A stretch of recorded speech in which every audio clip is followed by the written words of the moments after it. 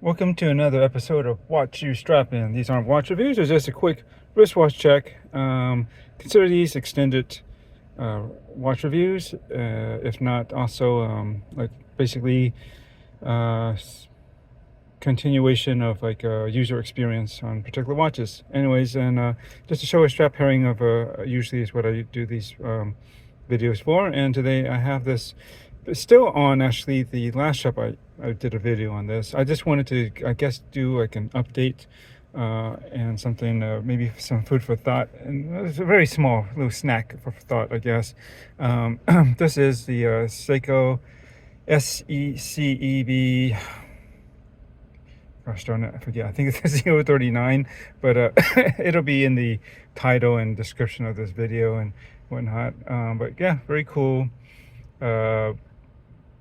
Quartz chronograph, but I don't mind. I like it's just a design that I like, and it works well. It's super accurate. It's still basically holding 0 seconds a day since I got it a few months ago, and could be actually somewhat surprisingly my most accurate watch right now.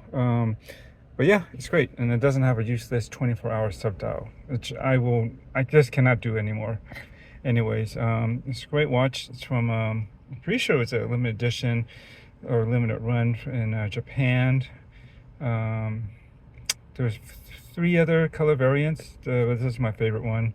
I owned this before, and I just found a good deal on a really clean example one again, and I decided to just go back to it. It gives me Speedmaster vibes, but kind of almost like a, I guess it would it be a Mark II?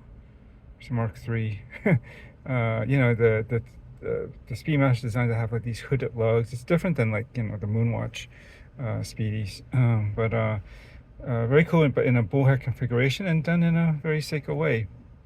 Anyways, still have this on this Alpine this Alpine genuine leather perforated leather strap. It's from Amazon. 22 bucks. Overall pretty good quality, decent hardware. And the main thing I changed, actually modified, I guess, on this was just removing the quick release spring bars. I noticed on this particular watch, which I bought it for, the little levers or bolt handles, whatever you want to call it, that you pull back to, you know, release or retract the little ends, right, spring bar ends, so that you can install or remove the watch band from the watch. That part, you know, they usually have this tiny little ball at the end, but regardless, it just sticks out just enough that it starts to irritate my wrist, like especially on this side, because the way my wrist bone is and the way I like to wear the watch. You can see, as you can imagine, that bolt would be right about here on the other side, right? I'm trying to center this, and conversely it's on this, would be on this side.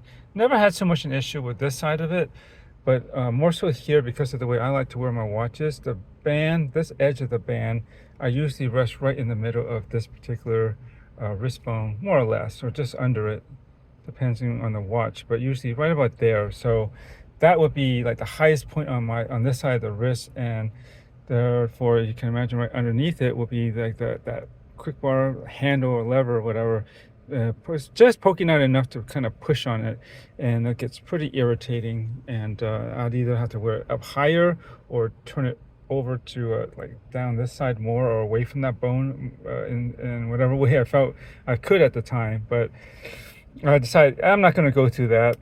I don't need the convenience of the spring bar, quick release spring bars. Just pull those out and just put in some regular ones, which I did. So I did on both sides, even though I didn't need it on this, but I'm just going to do it the same on both, just so I can you know, keep it consistent, and it's much better right now. So this is an example of, you know, because of the relatively short lug to lug, and it sits pretty close to the wrist, like where it mounts onto the strap. Something to consider, you know, and that's why you have to think about these things. See, this has no gap, so that part of the strap really sits pretty close to my wrist. So you can imagine right under there, if there's a little handle protruding out, which most quick release straps will have, then it's gonna probably dig into your wrist at some point, more likely on the outer side, because of the most people will have a wrist bone kind of protruding on this side, unless you got enough meat around your wrist, then maybe not. But then again, it could still push into the back of your wrist if it's too close, sitting too close to your wrist. So this is just one of those instances where I have to forego the convenience of a quick release spring bar in favor of comfort, and it's definitely a lot better that way. Yeah, just now I can really enjoy it with this strap, which I think it looks pretty good. I liked it when I showed it last time, but I just haven't worn it in a while. I've been rotating through other watches, and I felt like, oh, this is a good day on my day off to go do that. And yeah, just love the way that the dial looks. The fact that it has applied a logo on the dial is pretty nice too. And it's just, everything just pops in and shines nicely off of this, and it looks good. Okay, just readjustment like that real quick, just to sit it where I think it looks best on my wrist. And yeah, my wrist is just pulled back. My wrist is about 7 inches. I believe this watch is actually 43, which is actually in line with a lot of the vintage Seiko chronographs, the mechanical ones, the speed timers. Like what are those models called? It's not the 6139s, are they? Like the Pogues, and there's some other bullhead chronographs, right? At the time, they, well, not so much the Pope, but the other bullhead chronographs, like the one that's famously like kind of got this root beer color, right? It's kind of brownish and tan color. Is there any orange? There might be, but those are actually 43 too. I actually do find like a lot of chronograph, especially in the bullhead configuration, tend to be around there, but it does wear smaller, because you can see it's only wide like that at the base of the case, and it actually tapers up upwards, and the bezel itself and everything just gets smaller overall. So it doesn't wear quite as much as a 43. I think it kind of downsizes its wearability to about my eyes about 42 millimeters from what I can tell. And yeah, it's a cool watch. Just love the design of this, and it looks cool on this leather band. I do like it on its stock metal bracelet. It's actually pretty good on that. But these type of motorsport style watches definitely lends itself to being put on a two-piece strap leather of some sort, and generally perforated. And I like this pattern that's different than the other one. So it's very, like, I don't want to say geometric, but it's very squared and even, like the spacing and all the sizes. It's pretty uniform, versus the other ones, they're not ununiform, but there's a mixture of large and small holes, and they're all kind of offset from each other, or they kind of what do you call it, not interlock, alternate, I guess, in their locations, going down the side of the straps on those other more typical perforated straps. So I don't know, just thought this looks something different, but clean and appropriate, and yeah, awesome watch. Anyways, that's about it. Just wanted to share that with you. Just like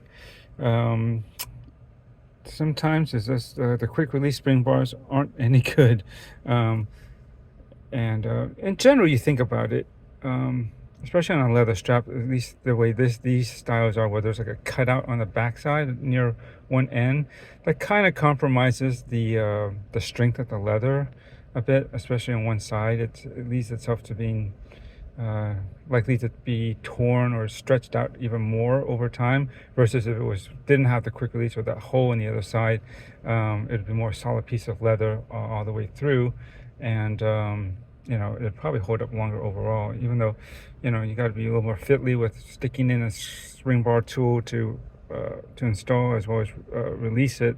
I think that's actually better in the long run, unless you got like one of those cool, generally more expensive quick release systems, which are usually reserved for like more integrated style bracelet and watch heads. But there's some that has to have a push button instead, like a large thing in the middle which you can push. I'm trying to think of something offhand.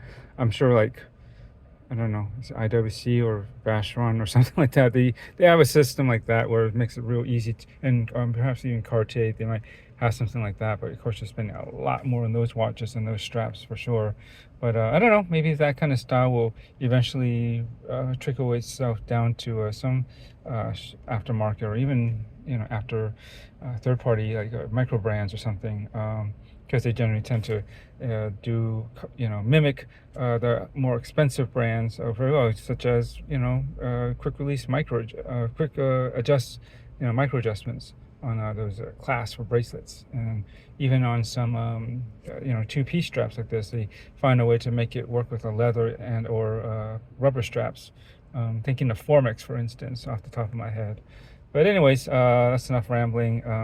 Just trying to show this watch off again, and what little change I made, but it was significant for really improving the longer comfort factor for this on wrist with this watch and strap combination. All right, thanks. Later, enjoy your watches. I shall enjoy this one today. Later.